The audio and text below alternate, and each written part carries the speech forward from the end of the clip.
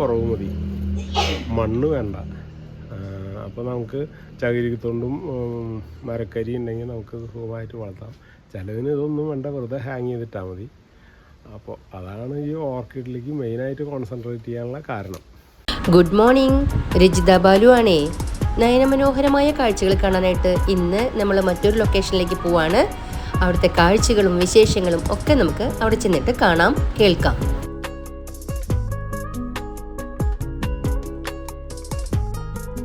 വ്യത്യസ്തങ്ങളായ ഓർക്കിഡ് വെറൈറ്റികളുടെയും അതുപോലെ തന്നെ റെയർ പ്ലാന്റുകളുടെയും ഓർണമെന്റൽ പ്ലാന്റ്സിന്റെയും ഒക്കെ ഒരുപാട് കളക്ഷൻസ് ഉള്ള ഒരു ഓർക്കിഡ് ഫാമിലേക്കാണ് നമ്മുടെ ഈ യാത്ര.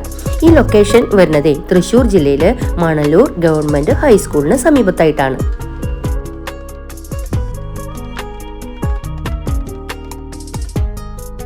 കേരളത്തിനകത്തും പുറത്തുമായി വളരെയേറെ പ്രശസ്തി കിട്ടിയ നമ്മുടെ ഈ ഓർക്കിഡ് ഫാമിൻ്റെ പിന്നിലുള്ള കാര്യങ്ങൾക്ക് കേരള ഗവൺമെൻറ് അഗ്രികൾച്ചർ ഡിപ്പാർട്ട്മെൻറ്റിൻ്റെ അവാർഡും കൂടെ കിട്ടിയിട്ടുണ്ടെന്നുള്ള വിവരം സന്തോഷത്തോടെ ഈ ഒരു നിമിഷം ഞാൻ കൂട്ടിച്ചേർക്കാണ് കേട്ടോ.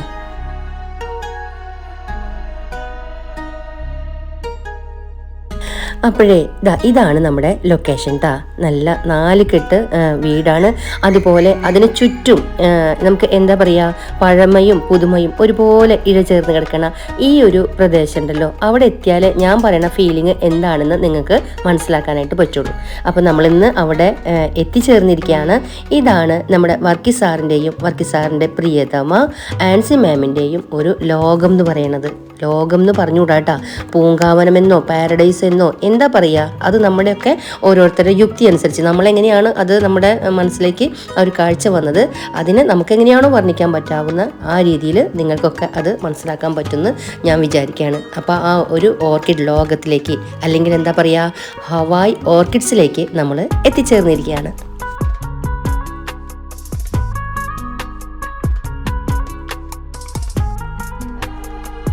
എൻ്റെ പേര് വർക്കി, മണലൂരാണ് വീട്.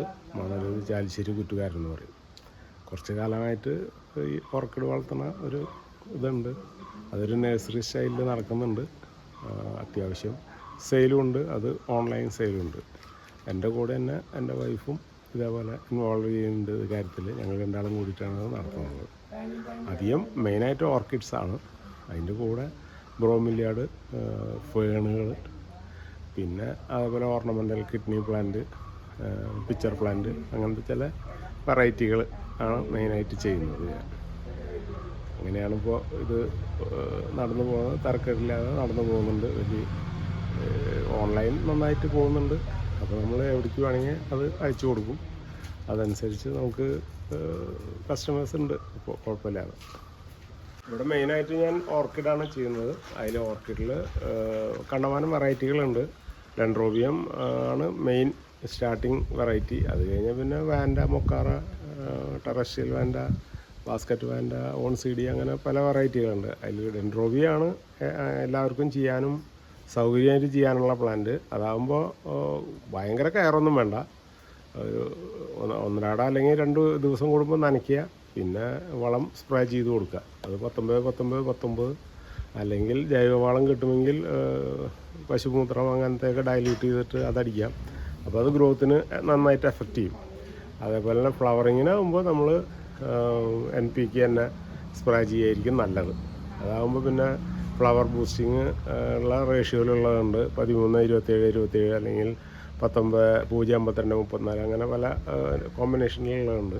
അതടിക്കാം. അത് എല്ലാ ഓർക്കിഡ്സിനും അത് നല്ലതാണ്, അത് സംശയമില്ല. പിന്നെ നനയ്ക്കുക എന്നുള്ളത് എന്തായാലും നല്ല ആവശ്യമുള്ള കാര്യമാണ്, പ്രത്യേകിച്ച് ഈ ചൂടുകാലത്ത്. പിന്നെ നല്ല ചൂടുണ്ടെങ്കിലാണ് ഫ്ലവർ ചെയ്യാനുള്ള ചാൻസ് കൂടുക. നേരെ മറിച്ച് ചില ഇപ്പോൾ വെള്ള ഹൗസിനൊക്കെ ചൂട് വേണമെങ്കിലും ഡയറക്റ്റ് സൺലൈറ്റ് പറ്റില്ല. പൊതുവിൽ ഓർക്കിഡുകൾക്ക് ഡയറക്റ്റ് സൺലൈറ്റ് അത്ര താല്പര്യമില്ല. അപ്പോൾ ഷെയ്ഡ് നെറ്റിൻ്റെ അടിയിൽ വളർത്തുന്നതായിരിക്കും എപ്പോഴും നല്ലത്. ഡോൺ മാരി എന്ന് പറയുന്ന വെറൈറ്റിയാണ്. അതിനുള്ളത് മെച്ചം വെച്ചാൽ എന്നും എപ്പോഴും പൂവുണ്ടാവും. ഇപ്പോൾ അടുത്ത മുട്ട് ഇതേ വരുന്നു, വേണ്ട ഇപ്പോൾ ഇതിൻ്റെ ഇതൊക്കെ മുട്ടണ വരണം. അപ്പോൾ അങ്ങനെ ചില വ്യത്യാസങ്ങൾ ചില പ്ലാന്റുകൾക്കുണ്ട്. ഇതൊക്കെ റാബിറ്റ് യെല്ലോ എന്ന് പറയും. ഒരു പ്രാണിയുടെ ചെവി പോലെ എന്നുള്ളൊരു കൺസെപ്റ്റ്. അതുപോലെ അതൊക്കെ ടിസ്റ്റ് വെറൈറ്റിയിൽ പെടും. ഇതും അതുപോലെ ആ കോമ്പിനേഷൻ വ്യത്യാസമുണ്ട്.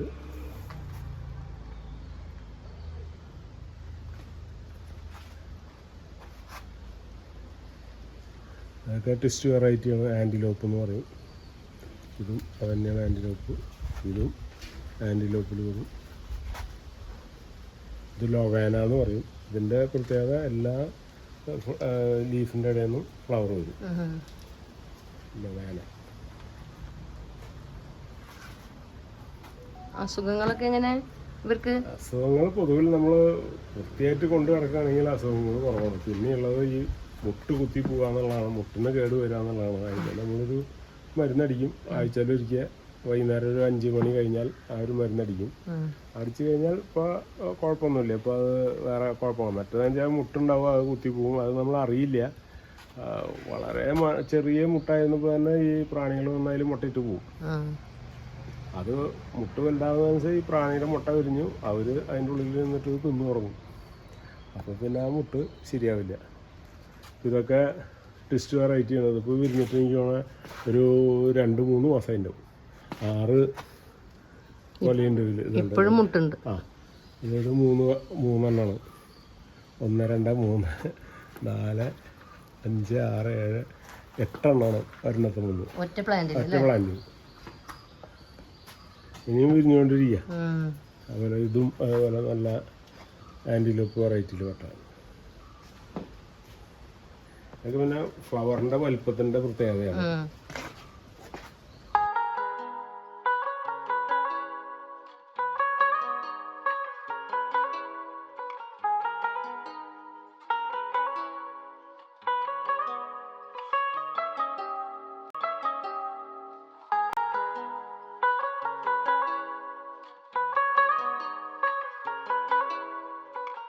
നല്ല ചൂട് കാലത്ത് ഓർക്കിഡിന് ശരിക്കും ഡയറക്റ്റ് സൺലൈറ്റ് സഹിക്കാൻ പറ്റില്ല. എന്തുകൊണ്ടെന്ന് വെച്ചാൽ ഇല പൊള്ളി മഞ്ഞ നിറം വരും. അപ്പോൾ ആ പ്ലാന്റിൻ്റെ ഭംഗി പോവും.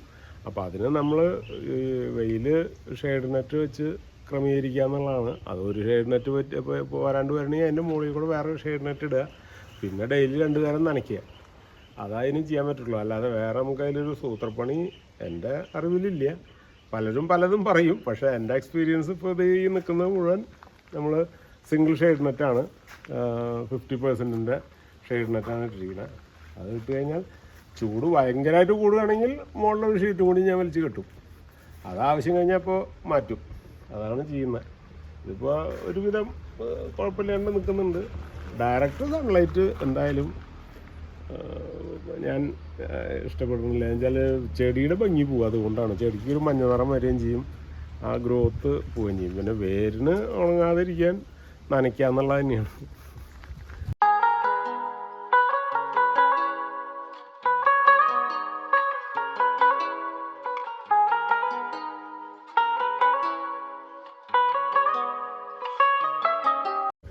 ഇത് വെറൈറ്റി സ്പീഷ്യസ് ഓർക്കിഡാണ്.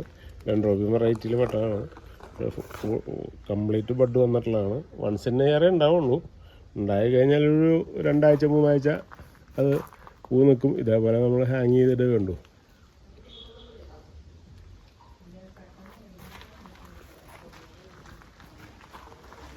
ഇതൊക്കെ പല കളറിലുള്ള ബാസ്ക്കറ്റ് പ്ലാന്റുകളാണ്. ഇത് പൂവുണ്ടായ എങ്ങനെയാലും ഒരു 1.5 മാസം 2 മാസം നിൽക്കും. പിന്നെ നനയ്ക്കുമ്പോൾ പൊതുവിൽ ഈ ചെടിയുടെ പൂമ വെള്ളമാക്കാണ്ട് നോക്കുക. അതുപോലെ വളമടിക്കണമെങ്കിലും ആ ചെടിയുടെ പൂമ ആവാതെ നോക്കുക. അപ്പോൾ പിന്നെ അതിന് കുറച്ചധികം നാൾ നിൽക്കാൻ പറ്റും. കുഴപ്പമില്ലാണ്ട് നിന്ന് ചൂട് അത്ര കുഴപ്പമില്ല. പക്ഷെ നമ്മൾ ഈ ഷെയ്ഡ് നെറ്റായിട്ട് ക്രമീകരിക്കുക കാരണം കുഴപ്പമില്ല. പിന്നെ ഇതിൽ തന്നെ ഇതൊക്കെ ഭയങ്കര സ്മെല്ലുള്ള വെറൈറ്റിയിൽ പെടും.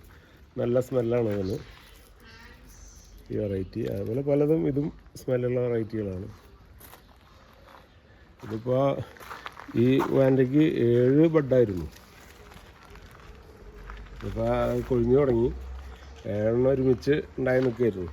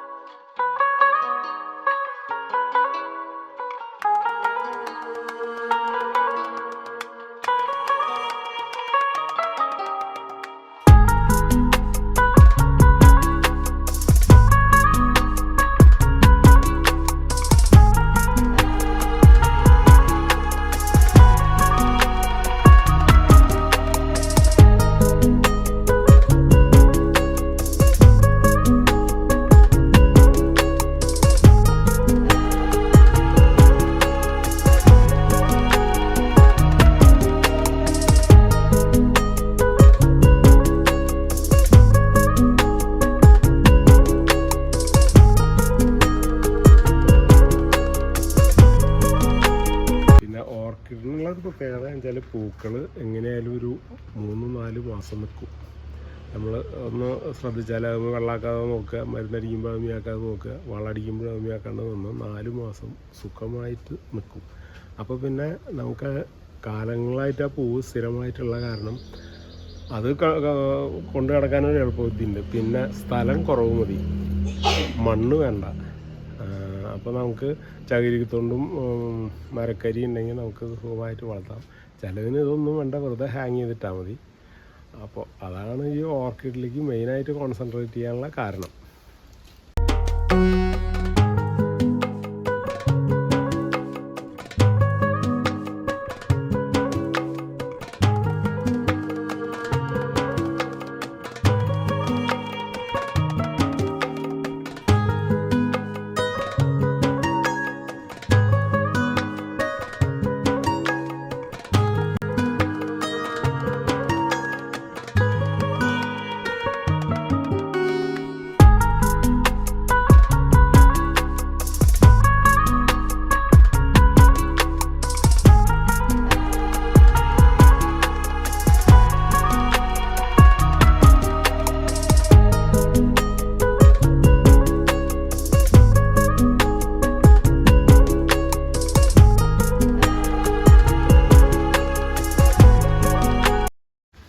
ഏതാണ്ട് കുങ്കുമം വെച്ച പോലെയാണ്.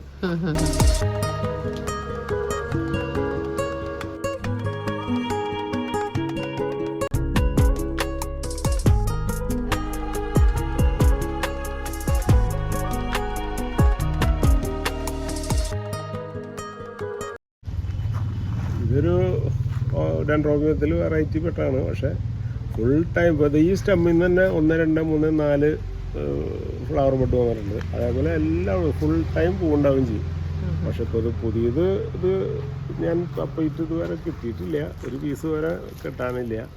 അപ്പോൾ എന്തുകൊണ്ടാണെന്ന് ചോദിച്ചാൽ അറിയില്ല. പക്ഷെ ഫുൾ ടൈം ഇത് പൂവുണ്ടാവും. ഇതിന് തന്നെ ഇപ്പോൾ ഒരു 15-18 ഫ്ലവർ സ്റ്റെം ഷൂട്ട് നിൽക്കുന്നുണ്ടാവും. മറ്റേ അത് കാരണം അതിൻ്റെ പേരും കറക്റ്റായിട്ട് അറിയില്ല. ഇതല്ലേ സാറ് പറഞ്ഞേ? അല്ല, ഇതൊക്കെയാണ് വേണ്ടത് അല്ലേ?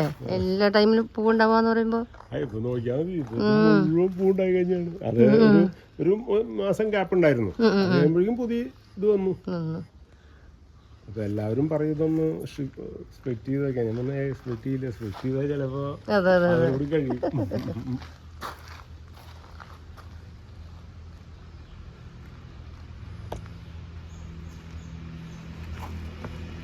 അതുപോലെ ഇതും സീസർ വരാവൻ എന്ന് പറഞ്ഞൊരു വെറൈറ്റിയിൽ പെട്ടാണ്. അത് തന്നെയാണ് ഇപ്പോൾ ഇവിടെ ഫ്രണ്ടിൽ ഇവിടെ വരെ പോവായി. അത് ഈ പ്ലാന്റിൽ നിന്ന് വന്നിട്ടുള്ളതാണ് അല്ലേ? സീസർ വരാവൻ. സീസർ വരാവൻ. അതേപോലെ ഇതും അതേപോലെ തന്നെയാണ്. ബ്രൗൺ സ്പ്ലാഷ്, ഇതും വലിയ പ്ലാന്റാണ്.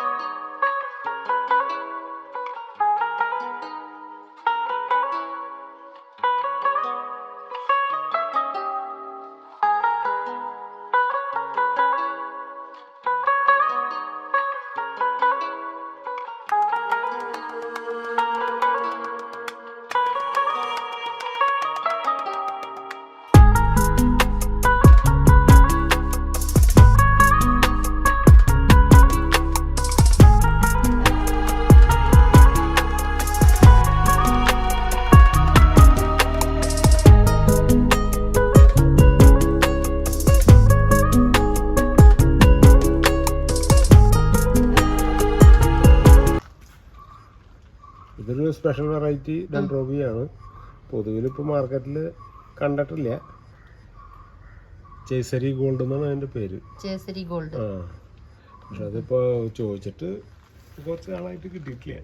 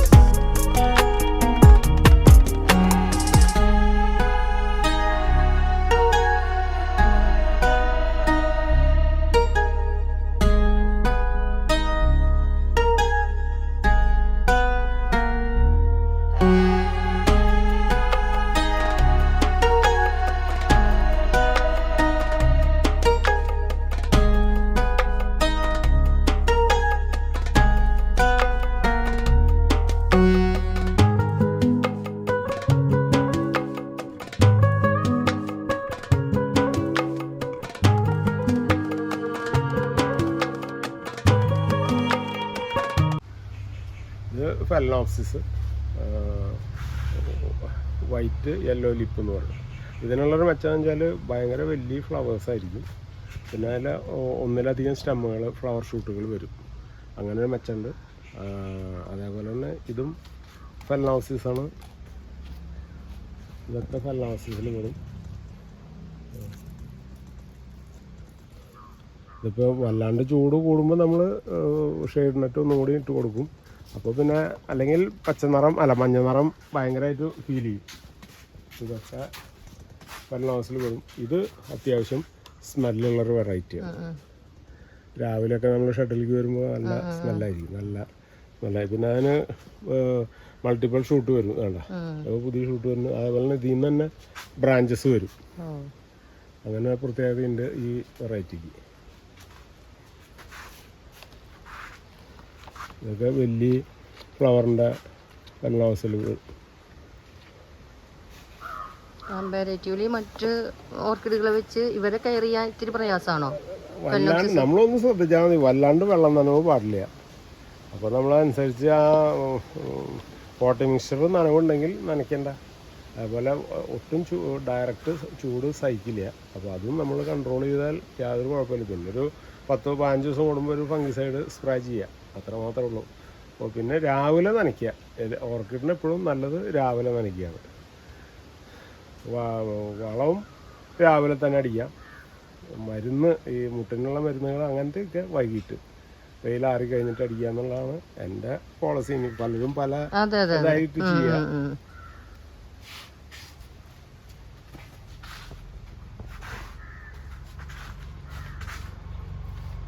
ഇതൊക്കെ വലിയ പ്ലാന്റുകളാണ് അവിടെ. ശരിക്കും ഒരു 10 ഇഞ്ച് നീളുണ്ടാവും ഒരു ലീഫിന്.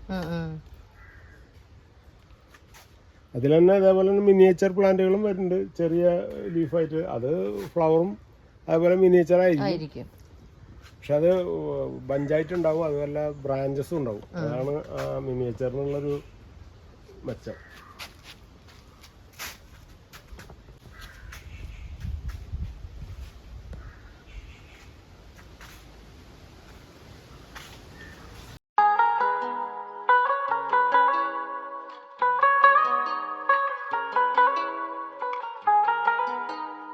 മിനിയേച്ചർ വെറൈറ്റിയിൽ വരും ഫെലനോപ്സിസിൽ.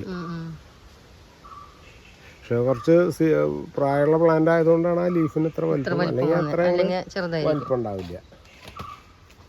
എന്നാൽ ചിലതൊക്കെ വളരെ ചെറിയ പ്ലാന്റ് ഫ്ലവർ, അതായത് ഇപ്പോൾ ചെറിയ പ്ലാന്റ്, ഇത് മിനിയേച്ചറാണ്, ചെറിയ പ്ലാന്റ്, അത് അതിൽ നിന്ന് പതിയ ഇത് തൈകൾ വരും. അത് വളരെ കുറവേ വരുള്ളൂ.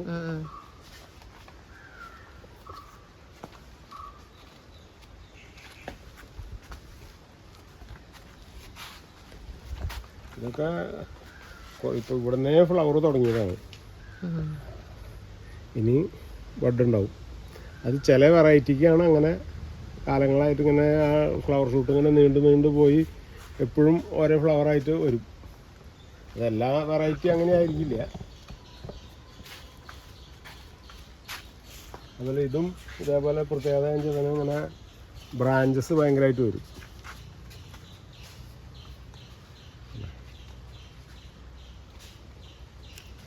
ഈ പൂക്കളുടെ കളർ ഉണ്ടല്ലോ, അതേ അതിൻ്റെതായ തനിമയിൽ തന്നെ കിട്ടാനൊക്കെ ആയിട്ട് എന്തെങ്കിലും മെഡിസിനോ? അതൊക്കെ വെളിച്ചത്തിന്റെ ചൂടനുസരിച്ച് അവൻ കളറ് ലേശം ഫേഡ് ആവും. ചൂടിന് മെയിൻ റോള്, ചൂടാണ് മെയിൻ റോള്. ഭയങ്കര ചൂട് കൂടിയാൽ കളർ ഫേഡ് ആവും. അതുപോലെ ഈ ഇത്ര നല്ല പച്ചനിറം കിട്ടില്ല. അപ്പൊ നമ്മളത് ഇതിപ്പോ 2 ഷെയ്ഡിനിട്ട് ഇട്ടിട്ടുണ്ട്. ഷെയ്ഡിനിട്ട് പോരാണ്ട് വന്നപ്പോ അടുത്തതും കൂടി ഇട്ടു. ഇനിയിപ്പോ ഏപ്രിലൊക്കെ ആകുമ്പോ ഒന്നുകൂടി ചൂട് കൂടിയ ഒരു ഒരെണ്ണം കൂടി വലിച്ചു കിട്ടും. വേറെ വഴിയൊന്നുമില്ല ഇതിന്.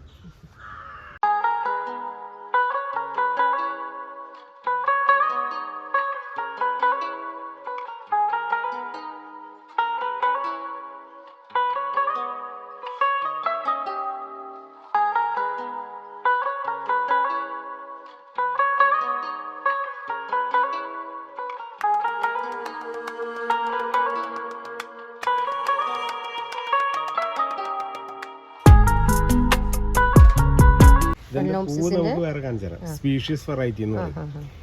ഇതിനെ വെച്ചാൽ പ്രത്യേകത വെച്ചാൽ ഫ്ലവർ എന്നും ഫ്ലവർ വരും. ഇപ്പോൾ ഇത് ഫ്ലവർ ബെഡാണ് ഈ വരുന്നത്.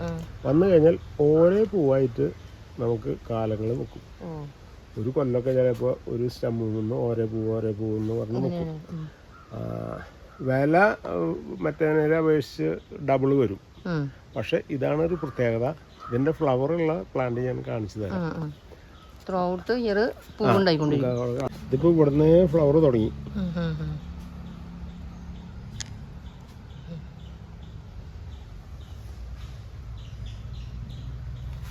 തന്നെയാണ്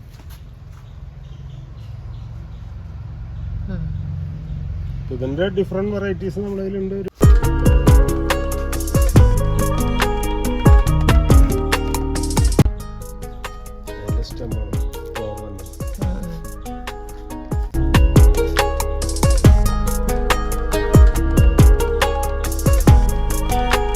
ഇനി നമ്മൾ കാണുന്നത് ഓൺസീഡിയം വെറൈറ്റികളാണ്. പല കളറ്. ഇതിപ്പോൾ ഭയങ്കര വലുപ്പമുള്ള ഒരു ഫ്ലവറാണത്. ബ്രാസിയയുടെ അല്ലെങ്കിൽ ഷലോബിൻ്റെ വേറെ കളറുകളാണ്. ഇത് ലോങ് സ്റ്റെമ്മാണ്. ഇത് യെല്ലോ.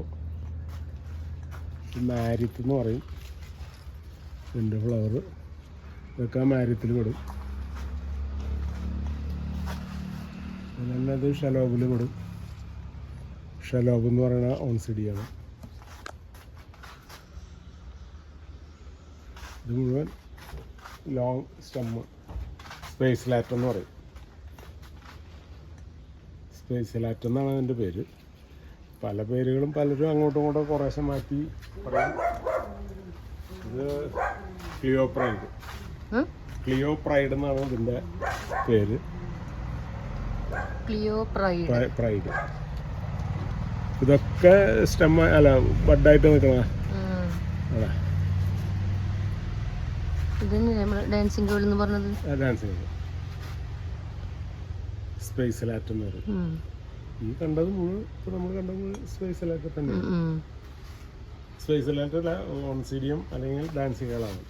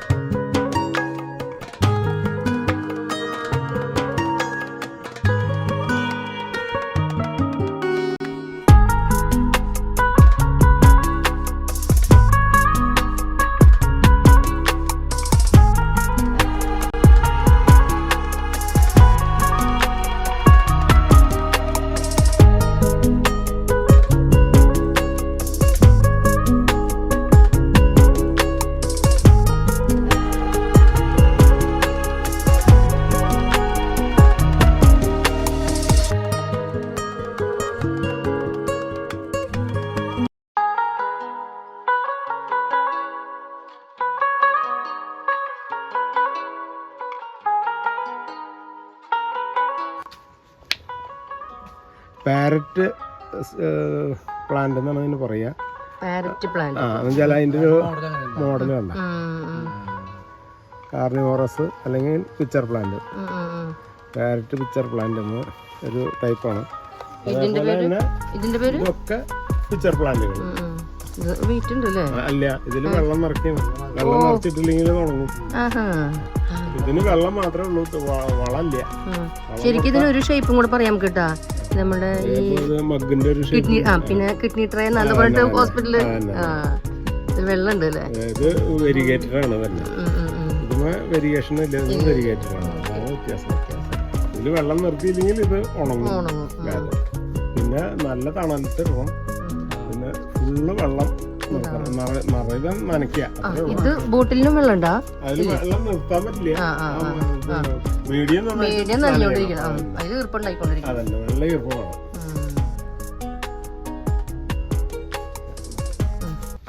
ഇത് കിഡ്നി പ്ലാന്റ് എന്നാണ് നമ്മൾ അറിയപ്പെടുക. ഇതിന്റെ ഷേപ്പ് ഈക്വൽ ടു കിഡ്നിയാണ്, അതുകൊണ്ടാണ് അത് പറയുന്നത്. പക്ഷെ ഇതല്ല, പൂവും കായും ഇതാണ് അതിന്റെ പൂവ് വരുന്നത്. ഇത് കഴിഞ്ഞ് അത് കായായിട്ട് മാറും. അത് കഴിഞ്ഞ് പൊട്ടിത്തെറിച്ച് നമ്മുടെ അപ്പൂപ്പനാടി പോലെ അത് പറന്നു പോവും. വല്ലയിടത്തൊക്കെ വന്ന് മുളച്ച് പിടിക്കണ്ടായിരിക്കാം. നമുക്ക് ഇതുവരെ ഇല്ല. അതിന്റെ ഉള്ളിൽ ഇതിന്റെ വേരുകൾ ഓടിയിട്ടുണ്ടാവും ഉള്ളിൽ കൂടെ നമ്മൾ പൊട്ടിച്ചു കഴിഞ്ഞാൽ. പിന്നെ വെച്ചാൽ നമ്മൾ പടത്തി വിടണമെങ്കിൽ മുകളിലേക്ക് നന്നായിട്ട് കയറി പോവും. ഇതൊക്കെ അതാണ്. ഇതൊരു ഓർണമെന്റൽ സ്റ്റൈലിൽ നടത്താം, അതാണ് അതിന്റെ. പിന്നെ വെച്ചാൽ എല്ലാവർക്കും ഒരു അതിശയാണല്ലോ കാണുമ്പോൾ.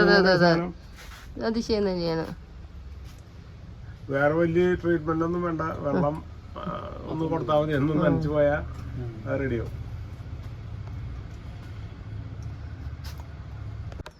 സിലോജിൻ എന്ന് പറയും.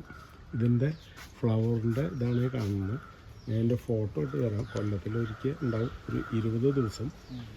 അത് കണ്ടാൽ അട്രാക്റ്റ് ചെയ്യും, അത്ര നല്ല ഫ്ലവറിങ് ആണ്. ഇതാണ് അതിൻ്റെ സ്റ്റെം. ഇത് മുഴുവൻ ഇങ്ങനെ ഫ്ലവർ താഴത്തേക്ക് കിടക്കുന്നതാണ്. ഇതിൻ്റെ കഴിഞ്ഞ പ്രാവശ്യം ഉണ്ടായതാണത്. ഹാങ് ചെയ്ത് കിടക്കും.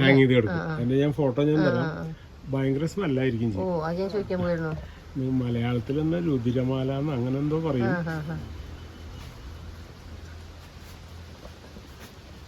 ഒരുപാട് പൂട്ട് കഴിഞ്ഞതല്ലേ? അത് കണ്ടു കഴിഞ്ഞാൽ അതിന്റെ അപ്പോഴേ അല്ല പൂവ് ഇപ്പൊ കൊല്ലത്തിൽ ഇപ്പൊ ഇപ്രാവശ്യം 3 പ്രാവശ്യം ഉണ്ടായി. എന്തോ അങ്ങനെ ഉണ്ടായെന്ന് ചോദിച്ചാൽ അറിയില്ല.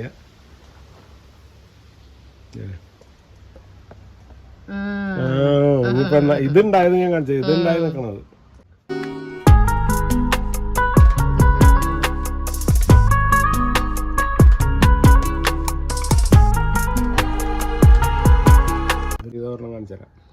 ഗ്രാമറ്റോഫൈലം. ഈ വേരുകൾ ഇങ്ങനെ പുറത്തേക്ക് വരും. അപ്പൊ ഫുള്ളായിട്ട് ഇങ്ങനെ പ്രായമായ താടി രോഗം വൺസ് ഇൻ ഇയർ ഫ്ലവർ വരും. ഞാൻ ഫ്ലവർ ബഡ് വന്നിട്ടുള്ള ഒരു പ്ലാന്റ് കാണിച്ചുതരാം. ഓർക്കിഡ് ഗ്രാമറ്റോഫൈലം. അതിന്റെ ഫ്ലവർ ഉള്ളത് ഞാൻ കാണിച്ചു തരാം. ഫ്ലവർ ബഡ് നിറയെ തിങ്ങിയിട്ടുള്ള എന്തെങ്കിലും ഇല്ലല്ലോ വേറെ കാണിക്കാൻ അവിടെ നോക്കാം. ഇത് എന്നിട്ട് മുഴുവൻ വൈറ്റ് കളർ ആവും അല്ലേ? ഓൾഡ് മാൻസ് ബിയർഡ് വേണം.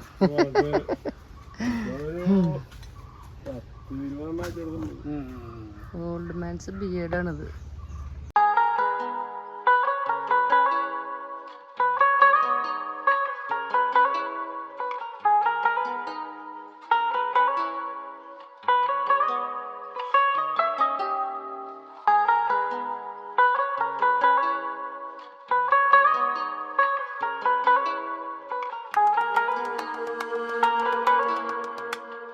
ക്രിപ്റ്റാൻഡസ് അല്ലെങ്കിൽ പൈനാപ്പിൾ പ്ലാന്റ് എന്നും പറയും. ക്രിപ്റ്റാൻഡസ് എന്നാണ് അതിന്റെ ശരിക്കുള്ള പേര്. അത് പല കളറുകൾ. ഗ്രീൻ,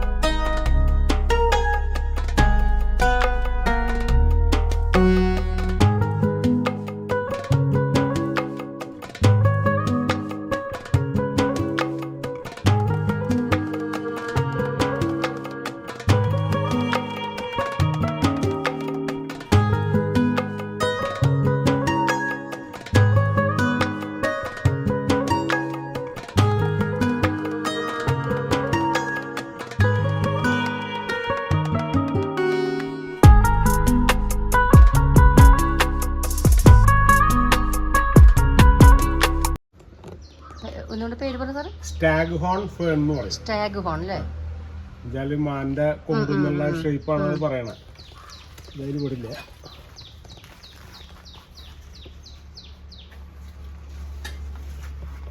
ഇത് മുഴുവൻ അത് പല ടൈപ്പും പല വെറൈറ്റിയും. ഫ്ലവറിംഗ് അല്ല, ഇലയുടെ പ്രത്യേകതയാണ്.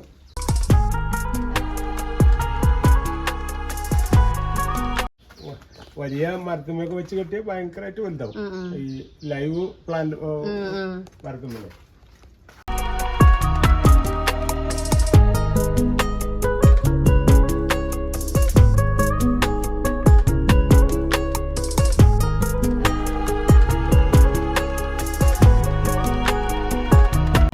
ഇതൊക്കെ അങ്ങനെ വരുന്നതാണോ? അതാണ് പൊതിഞ്ഞു വരിക. അത് ഓട്ടോമാറ്റിക്കായിട്ട് നമ്മൾ പൊതിയണല്ല. ഇതേപോലെ അതിന്റെ പച്ച നിറത്തിലുള്ള കണ്ട, അത് കുറച്ച് കഴിയുമ്പോൾ ഉണങ്ങുമ്പോഴേക്കും അടുത്തത് താഴ്ത്തു വന്നു, ഇത് വന്നു, അത് കവർ ചെയ്യും, പിന്നെ അങ്ങനെയാണ് പൊതിഞ്ഞു വരുന്നത്. അല്ലാതെ അല്ലെങ്കിൽ ഈ ചട്ടിയിൽ കാണുന്ന പോലെ തന്നെയാണ് അതിന്റെ ഷേപ്പ്. പക്ഷെ അതിപ്പോ ഇതൊക്കെ ഒരു 6 കൊല്ലം, ഇതിന് 6 കൊല്ലം പഴക്കമുണ്ട്. ഇതൊരു 5-6 കൊല്ലം. അവിടെ കിടക്കുന്നത് 15 കൊല്ലാണ്ടായിട്ടുണ്ട്. അത് ശരി. ഇതും ഈ ചില മരത്തുമലൊക്കെ നമ്മൾ ഇതിന്റെ ഒരു വെറൈറ്റി കണ്ടിട്ടുണ്ട് അല്ലേ? ശരി, മനസ്സിലായില്ലേ? നമ്മുടെ മരത്തുമ്പോ കാണുന്നത് ഈ ഗുഹയുടെ ഉള്ളിൽ ആരും ഉണ്ടാവില്ലല്ലോ അല്ലേ? ആരുമില്ല.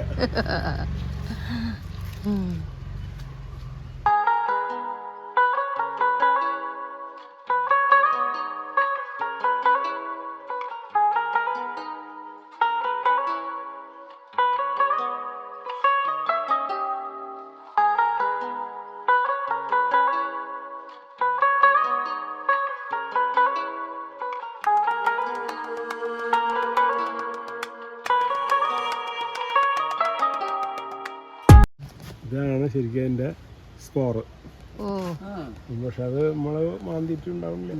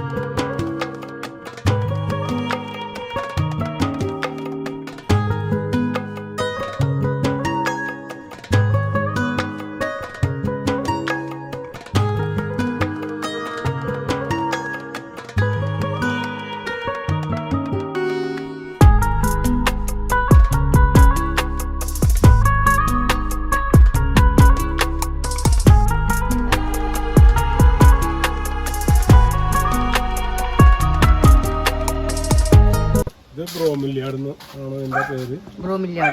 ശരിക്കും ഇതിന്റെ ഇലയുടെ പ്രത്യേകതകളാണ്. പക്ഷെ ഇതിൽ തന്നെ ഫ്ലവറിങ് ഉള്ളതുണ്ട്. ഫ്ലവറിങ് കാണാൻ നല്ല ശൈലാണ്. അത് മാത്രമല്ല അതൊരു 3-4 മാസം ഫ്ലവർ നിൽക്കും. ഫ്ലവർ ചെയ്ത് അവിടെ നിൽക്കേണ്ടത് കാണിച്ചു തരാം. ഇതിന്റെ ശരിക്കും ആ ഇലയുടെ വെരിയേഷനും കളറും കൂടുതലാണ്. പിന്നെ നല്ല ചൂട് കിട്ടും തോറും ഈ കളറ് ഭയങ്കരമായിട്ട് എക്സ്പോസ് ചെയ്ത് വരും. കളറൊക്കെ ഭയങ്കരമായിട്ട്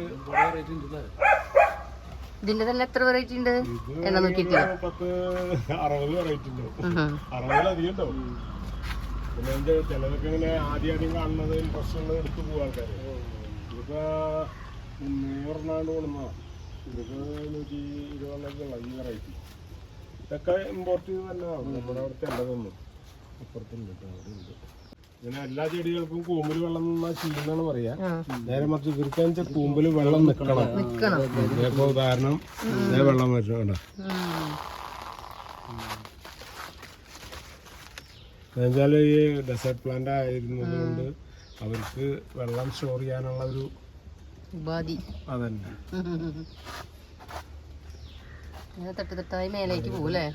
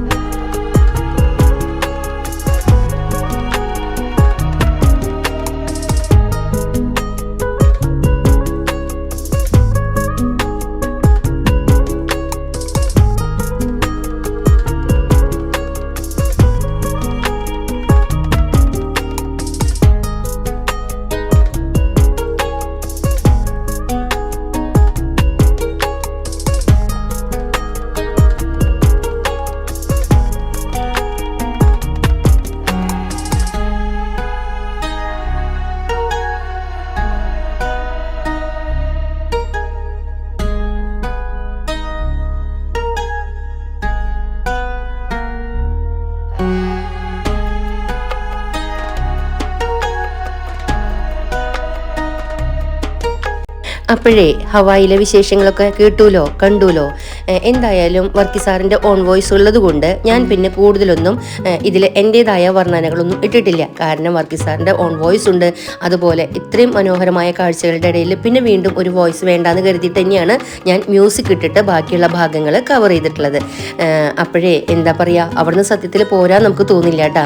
ഞാൻ ആ ഒരു ഓർക്കിഡ് ഫാമാണ് കവർ ചെയ്യാൻ ഉദ്ദേശിച്ചത്. പക്ഷേ അതിന് ശേഷവും നമ്മുടെ ഷൂട്ടിംഗ് കഴിഞ്ഞിട്ടും വളരെ ഫ്രണ്ട്ലി ആയിരുന്നു വർക്കി സാറും വൈഫ് ആൻസി മാമും. ബാക്കിയുള്ള വിശേഷങ്ങളും ഒക്കെ പറഞ്ഞു തന്നു. മാത്രമല്ല ബാലുവിൻ്റെ നാട്ടുകാരനും കൂടെ ആയല്ലോ, ബാലു മണലൂർക്കാരനാണ്. അപ്പം ആ ഒരു സ്നേഹം കൂടെ കൂടി തീർച്ചയായും എനിക്ക് ഇവിടേക്കുള്ള ഒരു അവസരം ഒരുക്കി തന്നത് മോഹന ഓർക്കിഡ്സിലെ മോഹനേട്ടൻ തന്നെയാണ് കേട്ടോ. എൻ്റെ മോഹനപ്പാപ്പനാണ് എനിക്ക് വർക്കി സാറിനെ കണക്ട് ചെയ്ത് തന്നത്. അപ്പോൾ വളരെ എന്താ പറയുക, നേരത്തെ ഞാൻ പറഞ്ഞല്ലോ പഴമയും പുതുമയും ചേർന്നിട്ടുള്ള ഒരു അന്തരീക്ഷം എന്നുള്ളത്, അതെല്ലാതും ആസ്വദിക്കാനായിട്ട് കഴിഞ്ഞു. വളരെ സന്തോഷം തോന്നി. അതുപോലെ തന്നെ ഒരു വിഷമം തോന്നിയത് എന്താണെന്ന് വെച്ച് കഴിഞ്ഞാൽ ആൻസി മാമിനെ നമ്മുടെ ഫ്രെയിമിലേക്ക് കൊണ്ടുവരാൻ പറ്റിയില്ല. ഞങ്ങളുടെ കൂടെ ആയിരുന്നു ഞാൻ ചെന്നപ്പോൾ. പക്ഷെ അന്നേരങ്ങളിലാണ് കസ്റ്റമേഴ്സ് വന്നത്. അപ്പോൾ കസ്റ്റമേഴ്സിനെ ഡീൽ ചെയ്തത് ആൻസി മാമും അതുപോലെ തന്നെ വർക്കി സാറാണ് ഞങ്ങളെ ഡീൽ ചെയ്തത്. അങ്ങനെ എന്താ പറയുക, അടിപൊളിയായിരുന്നു അവിടുത്തെ ഒരു എന്താ പറയുക കാഴ്ചകളും വിശേഷങ്ങളും ഒക്കെ. തീർച്ചയായും എനിക്ക് നിങ്ങളോട് പറയാനുള്ളത്, എസ്പെഷ്യലി നമ്മുടെ ഓർക്കിഡ് ലവേഴ്സ് മസ്റ്റായിട്ടും വിസിറ്റ് ചെയ്യേണ്ട ഒരു ഓർക്കിഡ് ഫാമാണ്, ഓർക്കിഡ് നഴ്സറിയാണ്. അതുപോലെ തന്നെ പിന്നെ ബാക്കി വിശേഷങ്ങളൊക്കെ സാറ് അറിഞ്ഞുല്ലോ. പിന്നെ വേറെ എന്താണ് വിശേഷങ്ങൾ? അപ്പോഴേ നമുക്ക് ഇന്ന് ഈ വീഡിയോ ഇവിടെ വെച്ച് വൈൻഡപ്പ് ചെയ്യാം. ഇതുപോലെയുള്ള നല്ല നല്ല വിശേഷങ്ങളുമായിട്ടേ ഞാൻ വീണ്ടും വരാം. അതുവരേക്കും till then take care, bye bye.